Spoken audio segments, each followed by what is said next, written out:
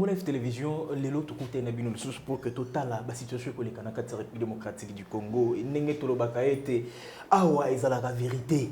Awa biso lobaka ndebo solo. Bo solo na ba preuve o to la kisakabino. So to ina situation, so to na masolo to kobeta na sika oyo, to lobaka été to limisaka ngona ba vérité parce que République démocratique du Congo oyo mboka na biso oyo mboka biso nyos to lingi été développer atteindre émergence na yango mais et puis na bato oyo ba ko travailler pour nous ramener mboka au par terre. De partout beaucoup zo biso na confiance au bosala ka biso toujours na ebiki bozé belé na France ba message ko kota toujours na Canada na États-Unis bande ko na biso ya Angola même bande ko na biso oyo bozomi na Est République démocratique du Congo même bino na Afrique du Sud. En tout cas un grand merci parce que ba message e ko kota e belé tout koyeba ete na ba congolais ba ina posa koyeba situation ya mboka na bango yango wana mosala to kosala yango pour que to permettre bino bozwa bonne information avec de bonnes personnes. Awa biso c'est la qualité. Na banza ete lelo to kobeta masolo na kati République démocratique du Congo et pas iwapi scène politique ya mboka na biso et ko travailler pour na bonheur pour na bolamu ya peuple congolais to ko travailler pour na ba intérêt personnel ya bato. Lelo to kotala maponami na kati ya République démocratique du Congo situation ezali ndengeni maponami ezali to ezalité to kotala de l'autre côté gestion à ville province à Kinshasa ba kinwa ba ko mituna yango kino oyo ezalaka na bato ba ko kambango to ezana ngo kaka groupe ya bato to moto moko boye a osala volonté na elikolo ya gestion ya mboka o oui, bah, nous sommes en émission parce que nous sommes bomba raté. Ce qui situation est to lobaka ndebo solo. Situation sécuritaire République démocratique du Congo et comme ça a tomoni président ya Burundi aye na kati ya mboka na biso. Eko lugani. To lela ki awa situation évaluation état des sièges salami. Et longona mona mboka to kobeta ni masolo le loto koyeba état des sièges il faut longwa to état des sièges etikala et c'est ngomingi ya koyama mona mboka. Le secrétaire général ya parti monene mpasa akodita yango à long et à large oyo ngai na kopesa kaka mbote na mwana mboka masimango mbote na yo mwana mboka mbote ndeko mopanzi sango ezali esengo makasi ya kozwa invitation na poto ya ko répondre na etandike na yo metika na pesa nanu ba première impression na ngai ezali ba impression satisfaisante na lobby félicitations et pa ya bino ba panzi sango ya chaîne oyo surtout initiateur Tomokolo chaîne parce que qualité ya travail cadre autozali ko sala la émission ezali ko permettre que biso batu obengi to pesa pe makanisi na biso dans de bonnes conditions et nous sommes totalement à l'aise donc nayo na équipe mobimba na tondi bino botondi matondo mingi mwana mboka na banza ite to kotala situation ko lekana kati République démocratique du Congo ya mbote vraiment to kota na kati ya ba thématique parce que lelo ndenge biso a to lobaka ite to lobaka ndebo solo parce que makali tika la putulu mataka po to koluka intérêt ya bana mboka Congo ba ko vivre na kimia pe mboka oyo ekende liboso mais ya mbote to kotala mwana mboka ozali secrétaire général ya parti monene mpasa dans 30 secondes pour expliquer bato ba kolanda biso parti politique na yo et puis mabongisi oyo bozali na yango. Merci beaucoup ndenge uti koloba en sigle bengami na kombo mpasa elingi koloba mouvement des patriotes pour l'action sociale africaine kasi na rappelé bato toutes les fois surtout biso bato ya ngomba Kinshasa tozali na facilité à s'approprier parti parce que yebi et quartier moko munene ya Kinshasa soko zali mukende côté aéroport babenga kango mpasa. Donc nous avons toute la facilité, la possibilité à s'approprier parti Oyo. Ils allaient parti Oyo Salami en 2021. Ils allaient au Kambamana Mwana Mboka, les camarades de maître Dodo Lutombo Isanda, que je salue en passant. Ngai Moko, maître Jean-Louis Kwanzwa Masimango, Nazali secrétaire général, Kasi Oyebi Tozali Komilengele, Pona Maponomio Zali Koya. Et c'est qui tombe un peu kusangana na ba mangomba mususu ba politique pour créer regroupement pour to zala na kati ya ba critères ndenge esengami na mibeko ezali kotambwisa seni yango tozali na kati ya regroupement politique ba bengi na kombo ya AACRD Action des alliés pour la convention de la République et la démocratie où ezali présidé na Nganga Mayele Bwanya ya Mboka, honorable Mboso Kodia, président de l'Assemblée nationale, et si Kazali Pena Mbote, kasi ezali regroupement ezwami na kati ya Union Sacrée, lokola machine politique, ya sika oyo kopesa papa mokonzi ya ekolo deuxième mandat, oyo ezali mandat moko certain, parce que azali kolemba te kolakisa bolingo, na mayele nyonso azali kotia pomboka na biso ekende liboso. Voilà, d'une manière un peu ramassée, on a kiko yebisa ba mboka, pe kosilisa na koloba nazali ngamoko na course ya maponami ezali koye, il est vrai.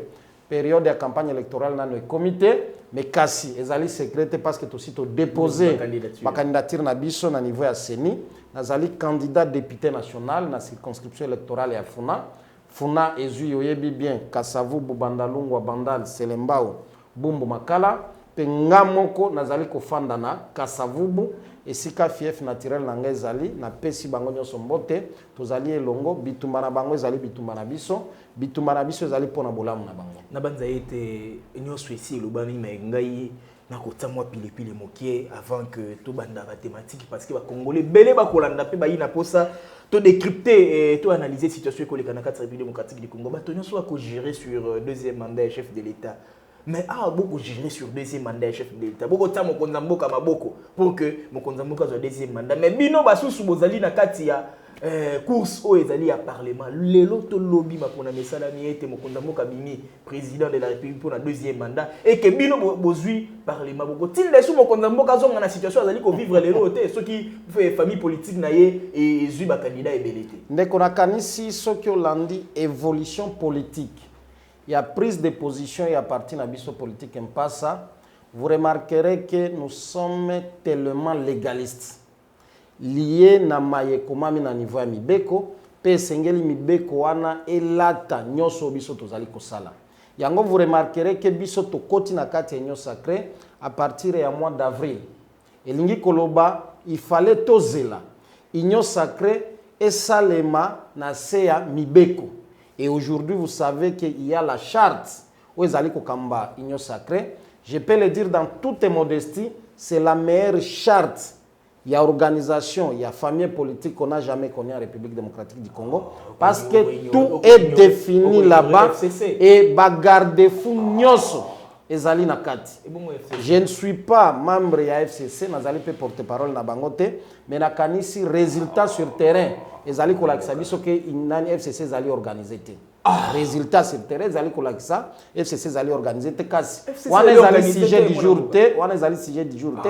Tikana lobela Union Sacrée, tikana lobela Mpasa, tikana lobela regroupement politique nanga ACRD, tikana loba makambo nanga moko lokola oyo bana funa bakopona po ezali bosenga ya peuple nde tozali ko répondre na oyo bango basila ki koyebisa biso ke nous avons besoin de nouvelles intelligences, de nouvelles forces autour ya mokonzi ya mboka na mando ezali koya pour que ba meka mpe kozwa sourire oyo volonté ya mokonzi ya mboka ezali kolemba kolakisa te ke il veut que les choses changent dans ce pays et ça va changer avec des Congolais nouveaux. Ça va changer avec de nouvelles énergies, de nouvelles intelligences au service de la nation et non tout ce qu'on a décrié. Voilà pourquoi nous insistons, Tozali na kati Union Sacrée, pas pour venir applaudir le mal. Ce qui est mal doit être dénoncé, fustigé, mais construire notre force autour des atouts et les acquis ODG Zaliko Salema, Nanzela, ya leadership, ya Sika, ya Mokonzi ya Mboka. Voilà pourquoi j'ai dit le deuxième mandat, ça sera un mandat à impact visible parce qu'il peut impacter sur le social à Mboka, il peut impacter sur le développement à Mboka, il peut impacter sur l'économie, sur la sécurité et il fera beau vivre en République démocratique du Congo. Il fera beau vivre en République démocratique du Congo, mais Nabanza été Union Sacrée au Kobele là, Union Sacrée, mais il n'a pas fédéraliste, n'a pas capitaliste. Donc, les sanga ya bato nyonso basangani na bato bazalaka ba pour na bato ba contre na ba plus na ba moins basangana lisanga moko bon. On n'entre pas na katimete ko beta masula mapona ni mwana mboka. Lelo na kati République démocratique du Congo, tokota la au 4e cycle ya mapona mi na kati République démocratique du Congo. Mais l'oglenge makambo ko kendele ba Congolais ba kubanga. Est-ce que vivre les sous-situations il y a 2016 te ma pona me comme 2018 tout le lo oyo situation ya maponami kosalema to maponami kosalema te. Oyebi nazali ko rappeler Baimboka, et là je félicite le président de la République qui n'a jamais cessé de dire il ne va pas violer la Constitution parce qu'il sait qu'il a été élu pour un mandat de 5 ans et le 5 ans s'achève en 2023 le 20 décembre. D'où il faut qu'on pèse à Baimboka élection Yamalamu pe azala lisusu na kati ya compétition comme tout bon démocrate parce que la Constitution lui reconnaît la possibilité de se représenter pour le second mandat. Donc, j'aimerais rassurer ici les uns et les autres que l'élection est causale. Kasi catégorie ya bandeko oyo, bazali na kati ya fiction, ya petitesse mentale, excusez-moi pour le terme, petitesse mentale, il y a fiction. O bazali ko kanisa ke élection est causale te, na rassurer bango pe élection est causale. Pe bana mboka bakolanda bango te parce que c'est ici l'occasion ya ko féliciter pe bande kona biso ya seni. Oyebi il y a des gens qui juraient que ba candidature kozala déposé te. Vous aviez vu certains se retirer, certains d'autres déjà fuir en avance leur échec parce que ça tasso ki ba kena kati ya compétition, ils ne seront plus acceptés par la population. Mais parce que tobo sanate tobo sanate de konangai. Mais sondage kozala pas mutoza na kati ya course te. Asenga ki bande konaye ndeko asengi bande konaye ba déposer ba candidature te. Comment beaucoup accorder 62% pendant qu'il y a uzana kati ya course te. Uzana kati ya course te. J'étais en train de dire pour la Kobung Sanga fil d'idée, c'est ici l'endroit à féliciter bande konabiso ya seni. Bato bandima ki te soki to ko déposer ba candidature na niveau de députation nationale et salami. Et le loyo on est en train de clôturer. Après que bakisa moi 5 jours babakisaki na etali makambo ya ba députés provinciaux pe et ba nani élection ya ba et nous attendons que la CENI aille jusqu'au bout dans cette logique tout en demandant aussi au gouvernement local mobilisateur ya finance ou ya kotia na disposition ya CENI à continuer à multiplier les efforts pour que Seigneur Zala na musolo déploiement ya malamu ezala logistique et accompagner ango et qu'en 2023 au yokaka na mois de décembre le 20 nous puissions nous retrouver et ça sera une fête nationale parce que ça sera la victoire du peuple avec le président Félix Tshisekedi. Nabanza été yo pessibiso pour ya liboso été ba candidature les a déposé et tout kozila oyo ya ba depuis députation provinciale na ba conseiller et le cas après seni akobenga na ba oyo ba candidat bazali pona o Italie président république mais loko moko mona mboka Masimango oyo na carte d'électeur na yo. Est-ce que vous avez une carte d'électeur? Nazali nango poso inazala nango te na oké kozala candidat malgré qu'il y a une brèche où ezali kopesa batu possibilité ata soki oza nango te ki ozali candidat okozwa ngo mokolo ya ko déposer candidature na yo. Nasilisa motuna na ngai mwana mboka. Carte d'électeur ozali na yango. Makomi eza non normal te makomi ebungi déjà. Nakanisi la situation a tellement évolué. Il est vrai biso nyoso to fistija qualité à ba carte wana. Mais est-ce que qualité à ba carte wana eye ko compromettre qualité à élection à malamu to kozwa na lobi non.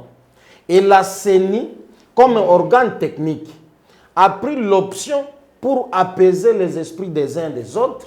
Ce qui carte na yo et si ebungisi makomi nyonso ou bien limwe ndenge yozolo belango, vous avez la possibilité d'aller à la CENI pour na kozwa duplicata.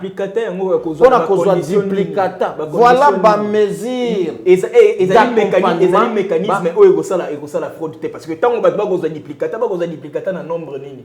Parce que ba donner où eza na carte wana soko tie na machine e komona na. Ndeko na kosepela sima ya émission ngana yo tokende.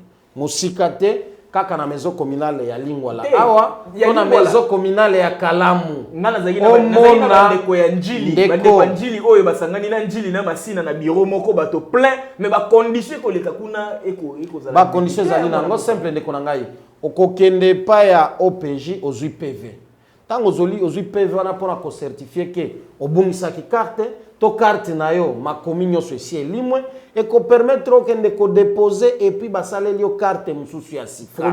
Donc sur cette question là ndeko moi je vous ai dit si je suis légaliste oyebi balobaka eloko moko na droit que il appartient à celui qui allègue le fait de le prouver ou bien d'en apporter les preuves est-ce que yo ki koye langa preuve ya ndeko ya lobby ke fraude de salami ce qui peut fraude des ali toko décourager yango toko condamner yango et toko senga justice oyo nyonso ko compromettre et je crois bolandaka ba communiquer abandeko na biso ya seni bolandaka communiquer ya gouvernement où il y a tout un organe na niveau de la présidence où ezali côté ya batu sur le changement de la mentalité et nakanisi ça c'est un devoir collectif ya yonanga ya bandeko nyonso bazali kolanda biso pour que to meke un peu ko changer le lenge na biso ya kotambola to changer mentalité et s'il y a fraude nous ne pouvons que condamner mais on ne sait pas prouver ça ici parce que je n'ai vu personne en tout cas personne se présenter devant moi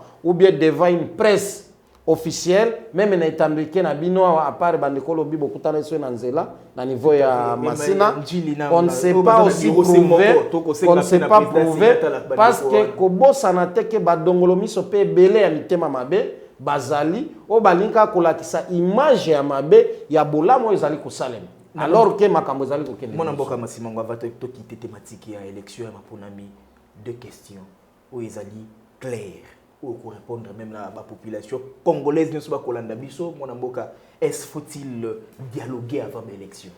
D'accord, il n'y aura ni dialogue ni partage du gâteau parce que le Congo n'appartient pas aux politiciens. Par contre, le Congo appartient à 100 millions de Congolais au Bazali Nakati, il y a étendu à territoire national. Faut-il? Et que depuis l'avènement, il y a 100 cités. Que ce soit les politiques congolais, que ce soit la population congolaise, aussi Toyokana que désormais, si vous voulez être détenteur, il y a pouvoir public, à niveau présidentiel, à niveau législatif national, à niveau législatif provincial, et cette fois-ci, à niveau local ou bien municipal, et Sengeli Ozong n'est pas un souverain primaire. Et le souverain primaire ici, c'est la population qui doit poser des actes en âme et conscience, moyennant les urnes, pour se doter de nouvelles autorités, oyo bango bako pesa bango pouvoir pour basala na kombo na bango et pour leur bien. Donc sur cette question-là, s'il y a encore des politiciens qui sont dans des officines occultes, yamabe, diaboliques, sataniques, pour compromettre la bonne marche et la démocratie à Congo, na kanisi bazali komiko ça, et moi je m'inscris totalement sur la ligne de conduite à Mokonzi Mboka qui avait dit qu'il ne va pas violer la Constitution, il va se comporter en bon démocrate et qu'en 2023, il y aura bel et bien élection sans dépassement. Faut-il auditer le fichier électoral avant les élections? Auditer le fichier électoral. Oyebindeko, nous devons nous dépasser de cet esprit de croire que Nao Ezali Kouta Libanda. Nakanisi Ozali Mupanzisangwa Mnene, Olanda qui évolution nyos ya niveau ya seni. Audite salamaki. Mais bande konabiso wana par leur caprice politique. Au lieu bango ba tenir compte na audite ozalaki organisé na niveau ya seni, bango balingaki ba se substituer na pouvoir moko ya arrogance non légaliste pour que bango ne ba luka ya bango maison d'audit ya kouta libanda ya mboka po ya ko auditer seni. Donc, c'est d'abord une absence de confiance. Tout le monde qui 5 ans, azala kita modite salema ki 5 ans azala ki nakati. Ba il si biso ke oh fichier électoral les ali bien, mais après quelque temps kaka 5 ans mo ka zongiete, bo sala attention na fichier électoral wana. Ba ndeko wana bazoki bal, ba profiter, ne ba yekolo ba ke. Non, faut auditer avant to ki. Na zali na respect pas bandeko na biso à 5 ans. Mais je ne crois pas aussi ceux qui bandeko à 5 ans de bazali na monopole ya vérité na ya savoir en République démocratique du Congo. Et que totika lolenge wana ya kukanisaka kaka ke bolamo ke kuko uta libanda.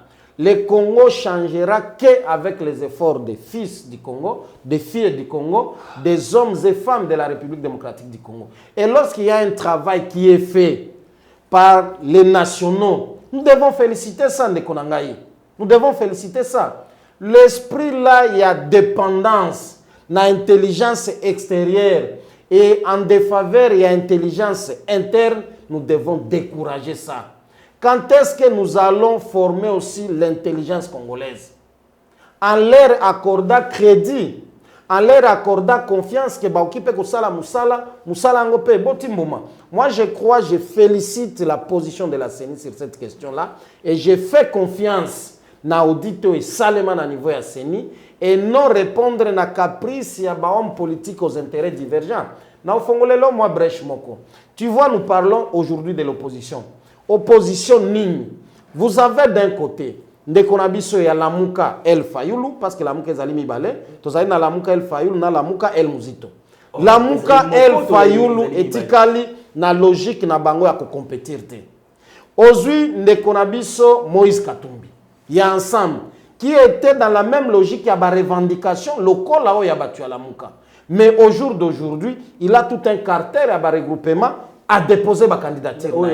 Ozui Mwana Mboka Sesanga, Ozui Mwana Mboka Matata Pogno, qui a aussi des prétentions à être candidat président de la République, mais vous l'aviez vu déposer aussi comme député national, comme député provincial.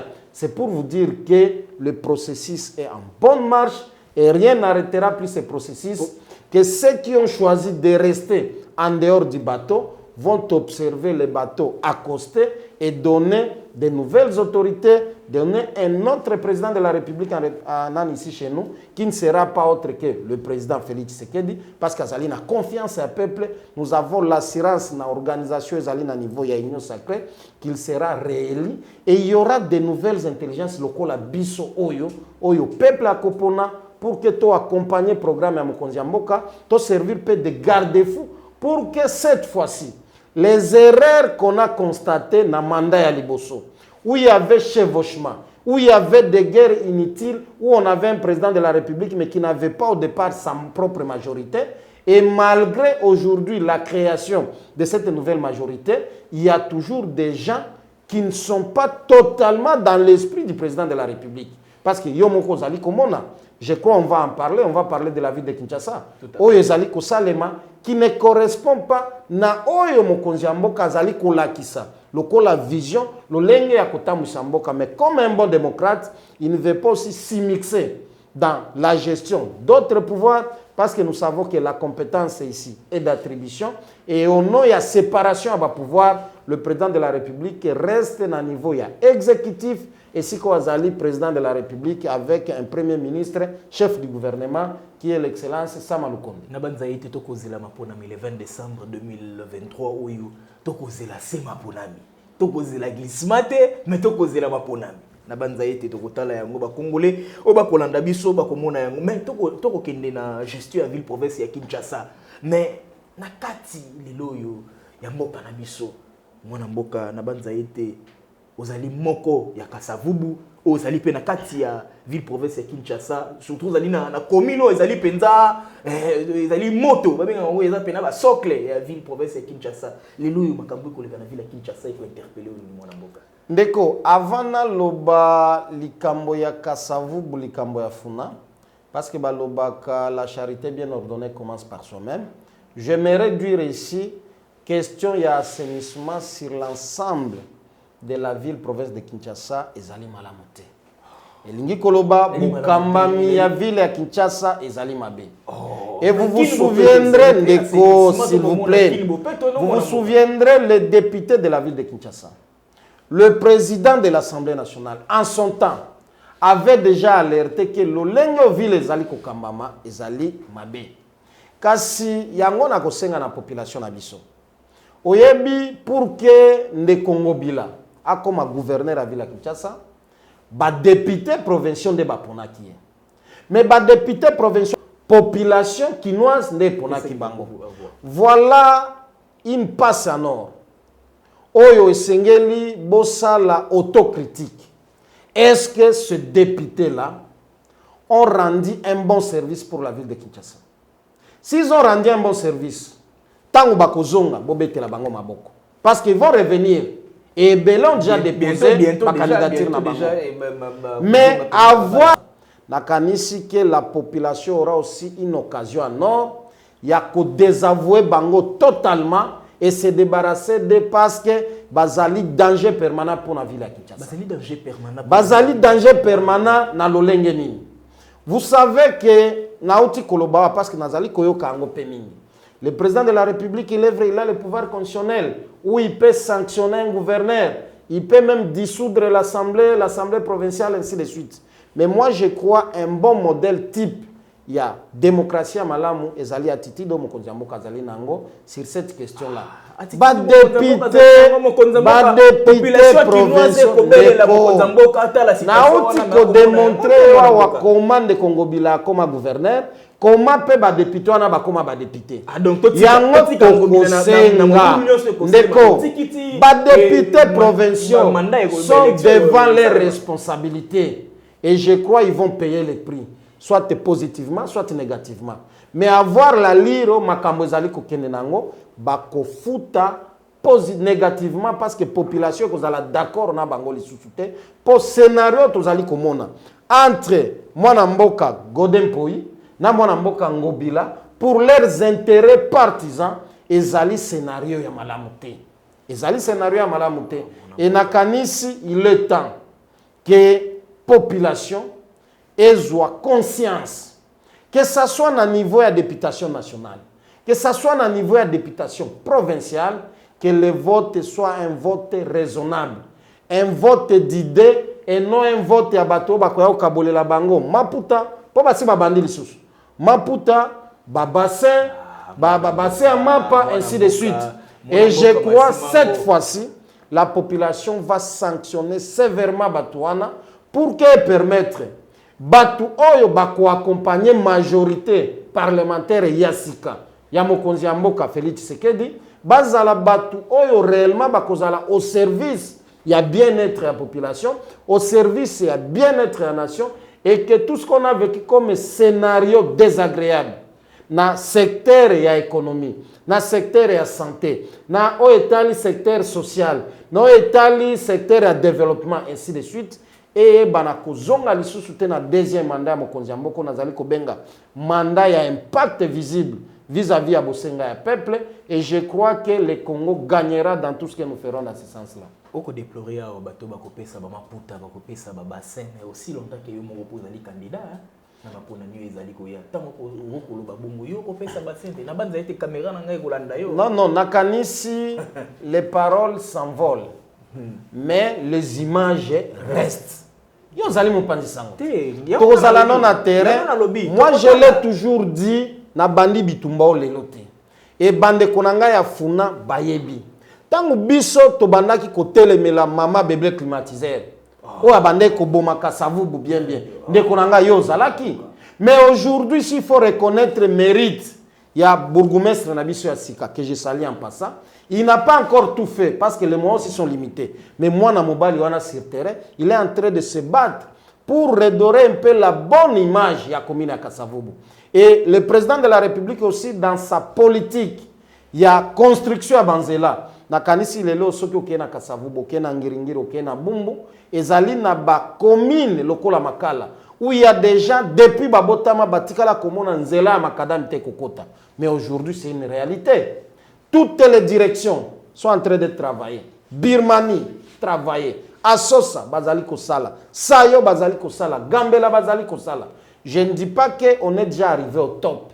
Mais nous saluons cette initiative. Il y a bonne volonté au Ezali Kosala. Il est vrai, toute œuvre humaine, ezanga kamwa ba imperfection te. Mais il ne faudrait pas que ba imperfection n'est comme la mode de vie. Au détriment, il y a attente aux populations Ezali Kosala.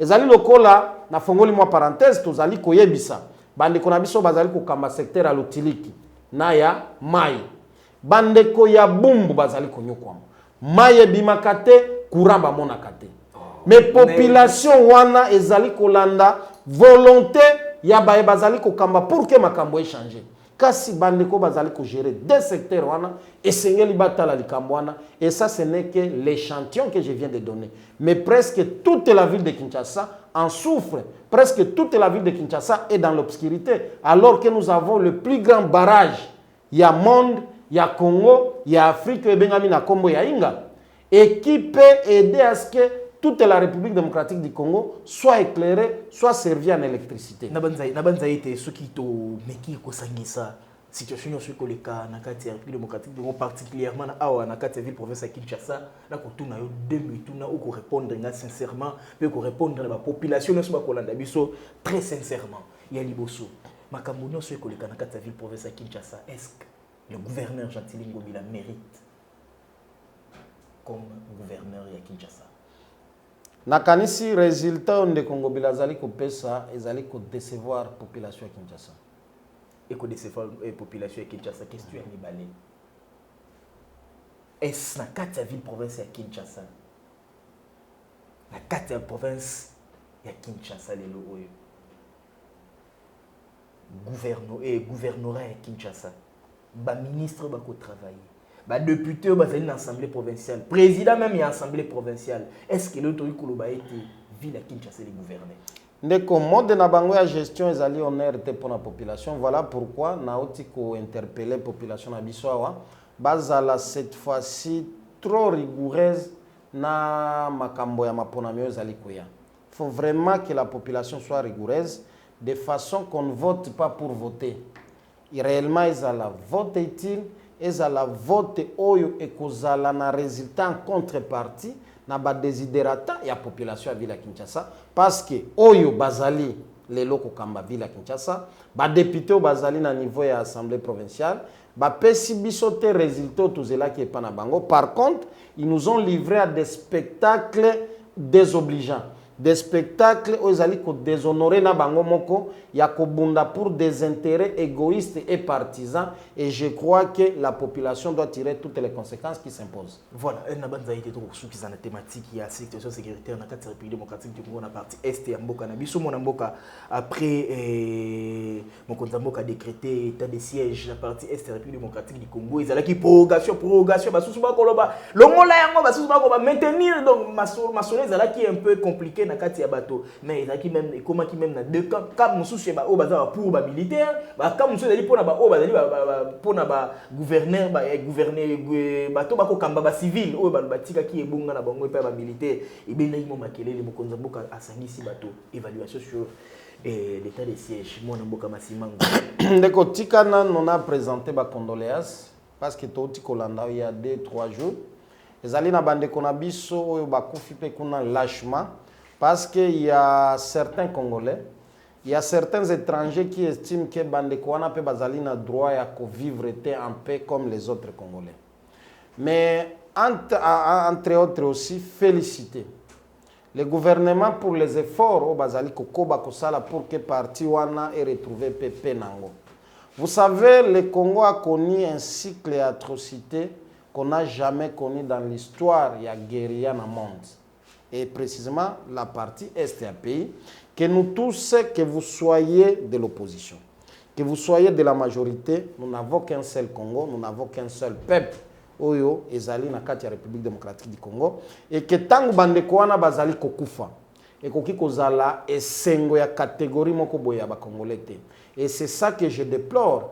Les politiciens congolais pour que ba s'approprier makambo ezali kana est et une façon aussi de se moquer avec le millier de Congolais bazali kokufa kuna on a récupération politique okomona ke bangonde bazali ko kanisa bazali na mawa plus ya bande koana alors que nous savons si aujourd'hui le président de la République est président parce que l'ensemble de la population congolaise de Salanini est ponaye et lui comme bon père de famille lorsque il y a une partie il y a cornaye ozali na kokoso akiko zala na isengote yango zali komona il est au four au moulin pour dénoncer le comportement à Kagame, pour dénoncer le comportement impérialiste, pour dénoncer le comportement de l'Union européenne et toutes les multinationales qui sont impliquées dans l'atrocité au Est. Mais je crois que rien ne restera éternel sur cette terre. Le Congo est en train de se remettre, le Congo est en train de se tenir debout et je crois que cette aventure-là va terminer d'ici peu avec la nouvelle organisation, la réforme de l'armée. Et nakanisi lelo zali komona ndenge mokonzi ya mboka azali kolala te bazali kopesa bibundeli na mapinga na biso bazali kodote bango ba moyens logistiques mais tolobi esengeli pe bako bakaka kosala ngo parce que ces militaires qui sont en front doivent être bien encadrés, doivent être bien payés pour que permettre bango ba répondre na serment au balapa ya kobunda kokufa pe pona ekolo eke même pas un centimètre à Congo Salanini ekende. Il est vrai tozalaki tozali na état de siège. Tokoki kolobate que résultats zali totalement satisfaisant. Parce que ceux qui sont totalement satisfaisants, on ne pouvait plus assister au massacre. Mais nous disons Les problèmes sécuritaires, ce n'est pas un problème individuel. Les kaka mokonzi mboka te. Ezali kaka gouvernement te, ezali problème ezali ko concerner mboka nyonso. Parce que vous savez, l'histoire nous renseigne, aucune armée n'a été dans une victoire quelconque sans être accompagnée par la population. Donc la population doit dénoncer, la population doit amener les informations pour que maintenant les gouvernements qui a cette responsabilité de sécuriser la population et le bien de la population puissent s'assumer comme tel. Mais si l'armée n'a pas l'information, si nos services de sécurité, nos services d'intelligence n'ont pas l'information, la plupart enseignent l'information et où la population parce que ces criminels en question, Nazo un petit exemple à Ville à Kinshasa. Tu as vu quand on était déjà terrorisé ici. Na biloko ba kidnapping, na lobite ke ici, mais au moins tout monde que Moussa les allez ko salema coup de chapeau dans l'actuel commissaire provincial à Ville à Kinshasa, général Blaise Sikazali na PCM Bote qui est en train de faire un très bon travail, un travail louable, que ça soit à niveau il y a sécurité routière, que ça soit à niveau il y a sécurité ba paisible citoyen pour décourager tous les malfaiteurs qui doivent aux sanctions de la loi. Et c'est dans cette logique que nous allons senga. Nous étalons les Camboya Est. Mokonzi mboka benga qui battent autour d'une table pour évaluer, pour que total faut-il repenser une nouvelle méthode. Au-delà, il y a Oyo et Tiama qui est en place dans l'état de siège comme point mesure moko ultime pour la Kosilisa Makamboya Est. Ou bien faut-il mettre en place d'autres mécanismes d'accompagnement dans le même souci pour que Makamboane Salanini est si là. Donc, ezali message fort on appelle si kolongola kaka ezali solution te. Tout comme toki kolongola, tout comme toki ko maintenir, peut te renforcer ba mécanisme supplémentaire ou permettre que l'état de siège soit la plus efficace que oyo toti ko assister nango mais est-ce que vous allez pour lever to ya métier ndeko nakanisi ko lever ezali solution te mais les intelligences doivent se réunir lokolo to monaki nous attendons les résolutions il y a des recommandations qui seront formulées tokota la recommandation ana est-ce que ko permettre l'état de siège ezala plus renforcé et qu'on permettre tous options, il y a qu'on renforcer davantage le système sécuritaire nabiso, il y a qu'on renforcer le système nabiso à défense parce que aucun pays à travers le monde ne se fait respecter sans avoir une armée forte. Et je crois c'est ça le cheval de bataille il y a le régime actuel pour que notre armée soit réellement une armée dissuasive, soit une armée qui va se faire craindre à travers le monde. Naba pays voisins tous ali nango pour que nous puissions vivre en paix. Mais n'oublions pas le sentiment qui anime le président de la République est que l'Afrique centrale, l'Afrique dans son ensemble, nous puissions vivre en paix. Mais nous devons décourager tous ceux qui ont les comportements belliqueux comme Kagame pour aller déstabiliser d'autres États. Et je crois que le Congo, si option militaire, il y aura un jour, parce qu'on a toujours pensé à ça, Ngai Loko, la compatriote, et ça c'est mon point de vue personnel, qu'un jour, il faut finir par faire la guerre contre les Rwandais pour que et permettre Rwanda à Kata définitivement cette aventure. Cette aventure, il y a qu'à déstabiliser l'État Moussoussou. Et coup de chapeau dans le leadership. Vous voyez comment les officiels rwandais sont refusés même dans la mission diplomatique à travers le monde. C'est à partir d'un travail qui est en train de se faire dans le leadership actuel. Voilà pourquoi j'ai dit aux Congolais de ne pas perdre espoir. Le premier mandat a eu autant de problèmes au Bissonio Stoyebi, mais le deuxième mandat sera un mandat à impact visible, à impact social, impact économique, impact sécuritaire. Et je crois que celui qui viendra après le président de la République, Félix Tshisekedi, va trouver un Congo déjà sur un bon point de départ et qu'au Congo aussi, on aura besoin de vivre en paix dans toute sécurité totale. Question à Soukavant aussi, Lisa, mon amboka. Tout le président burundais Awa, na kati ya République démocratique du Congo, est-ce que Paul Kagame était moutatindi? Parce que tout le monde que la situation de l'autre côté bouger moi Paul Kagame je crois qu'il y a un président malheureux aujourd'hui en Afrique, c'est Paul Kagame. Et vous voyez ces différentes sorties médiatiques sur la question de la République démocratique du Congo, ce qu'ils ne pouvaient pas faire dans le temps quand ils se voyaient les petits roitelets, il y a Afrique, les petits roitelets, et qui considéraient la République démocratique du Congo comme prolongement à territoire rwandais, ce qui n'est pas le cas. C'est grâce à Oyo Mokonzi ya Mboka azali ko incarner lelo. Nakanisi Koya ya président burundais ici, ça n'a rien à voir d'être envoyé par Kagame. N'oublions pas que nous sommes dans une organisation OIA et EAC. Et dans cette organisation-là, il y a des pays Afrique de l'Est. Moutou Azali n'a mandat pour le moment, Azali président burundais. Dans le cadre, il y a des échanges bilatéraux entre la République démocratique du Congo et Konzi, il y a Burundi, il y a Congo, pour que surtout que nous partageons les mêmes frontières. Oh, il y a des questions sécuritaires, des questions de développement mutuel. N'oublions pas qu'il y a un projet savant, il y a construction à chemin de fer de Burundi jusqu'en République démocratique du Congo en passant par Kassongo et dans le Maniema. Donc, il y a toujours des rapports de collaboration entre les deux pays qui peuvent demander à ce que les deux présidents, les deux chefs d'État se retrouvent de temps en temps, parler de la question de la sécurité. N'oublions pas qu'il y a des militaires burundais en mission en République démocratique du Congo. On peut se retrouver aussi pour évaluer leur efficacité sur le terrain et comment remédier à certains problèmes qui se posent sur le terrain.